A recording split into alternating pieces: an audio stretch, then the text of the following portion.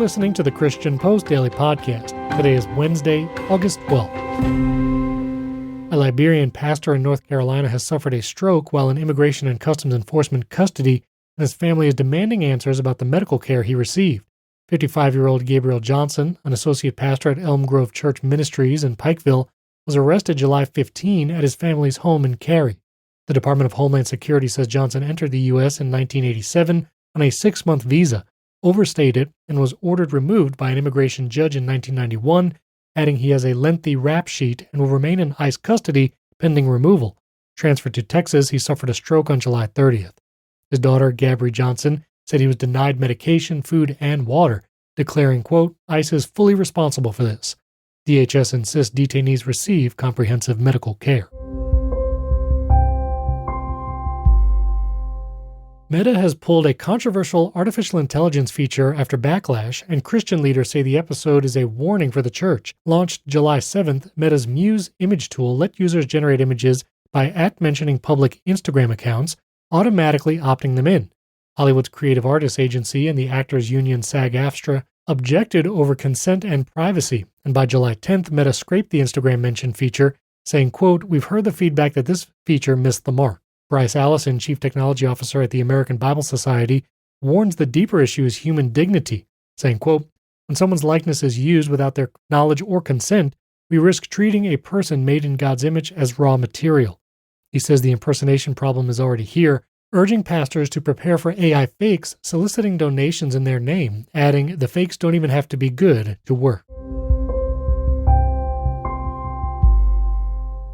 Newly released text messages from Anthony Fauci's government-issued iPhone show the former head of the National Institute of Allergy and Infectious Diseases privately warned the COVID-19 vaccine could be linked to miscarriage.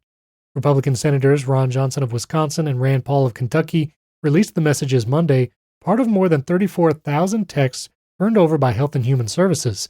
In a January 2021 exchange with then CDC Director Rochelle Walensky and former Surgeon General Vivek Murthy, Fauci wrote that because many people experience, quote, "significant cytokine storm and fever after the second dose, this theoretically could be associated with miscarriage in the first trimester."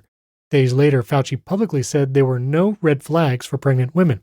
Johnson called it a bombshell, saying, "We've got 34,000 texts to go through."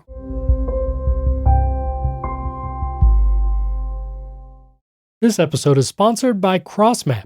Looking for a place that fills your soul and strengthens your faith? Visit crossmap.com, your trusted source for inspiration and life-changing stories from people of faith.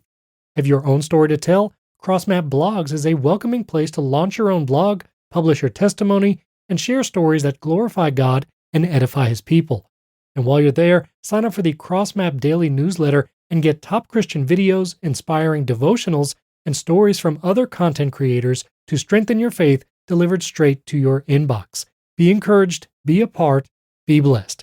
Visit crossmap.com and you can click that link in the show notes below. Our thanks to CrossMap for sponsoring this episode.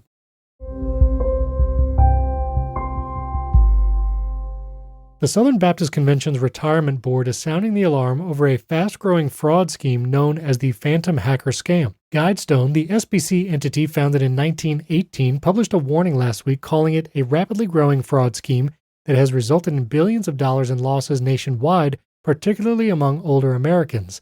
The alert follows Guidestone's success in stopping a sophisticated fraud attempt against one of its own members before any money moved. The scheme blends impersonated tech support agents, bank officials, and government representatives who convince victims their accounts have been compromised, then pressure them to move funds into a supposedly safe account controlled by criminals. Brandon Waldeck, Guidestone's Director of Enterprise Risk, said, quote, "These scams exploit both fear and trust, urging people to hang up and independently verify callers. The FBI says the government will never request wire transfers, cryptocurrency, or gift cards, and asks victims to report incidents to its Internet Crime Complaint Center." A Wisconsin family says a DNA test exposed a decades-old betrayal.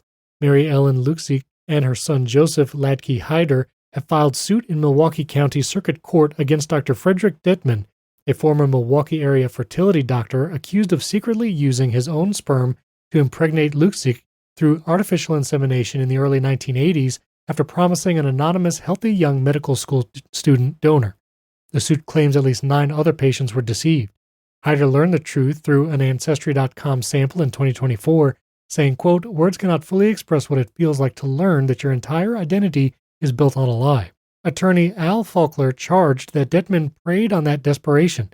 Detman, now 91, says he has no recollection of the allegations, citing confidentiality laws. Bioethicist Jennifer Lahl notes such cases aren't new. Detman has 45 days to respond. Massachusetts has become the latest state to permit abortion through all 9 months of pregnancy. Democratic Governor Maura Healey signed House Bill 5595 into law Monday after it cleared the House 119 to 35 with no Republican support and 10 Democrats voting no. The measure strips the state's 24-week limit, removing requirement that late-term abortions be tied to the mother's life or health, fetal anomalies, or non-viability, leaving the decision to the professional judgment of the physician. Healey declared, quote, "As long as I'm governor, abortion will remain safe, legal, and accessible in Massachusetts. You have my word." National Right to Life President Carol Tobias countered that the state erased the final protections for unborn children who can feel pain. Massachusetts now joins 10 states and Washington, D.C., with no gestational limits. In entertainment news, viral YouTube star Carson Leuders is stepping from the screen of his channel to the big screen, making his film debut in Beyond Belief, a project that revisits the music of Petra, one of the most influential bands in Christian rock history. Leuders brings new life to Petra's iconic music, introducing the group's catalog to a younger generation of listeners who may know him best from his social media following rather than from the pioneering Christian rock era Petra helped define. The film marks a notable crossover moment, pairing a digital native performer with a legacy sound. Details on the wider cast and release plans accompany the announcement, which was featured in a video report published Tuesday, August 11th. You can click the link below in the show notes to watch the full video.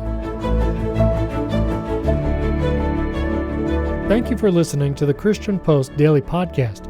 We encourage you to follow the show in your podcast player of choice, Apple Podcasts, Spotify, or third-party podcast players like Overcast and Pocket Casts. You can also download the Edifi app for free and listen to all the podcasts on the Edifi network by clicking the link in today's podcast show notes. We would also appreciate a 5-star rating in Apple Podcasts and Spotify to help us reach a wider audience with the Christian Post Daily Podcast. You can also subscribe to our daily newsletter and get the top headlines delivered to your inbox by clicking that link in the show notes as well. Thank you again for listening to the Christian Post Daily Podcast.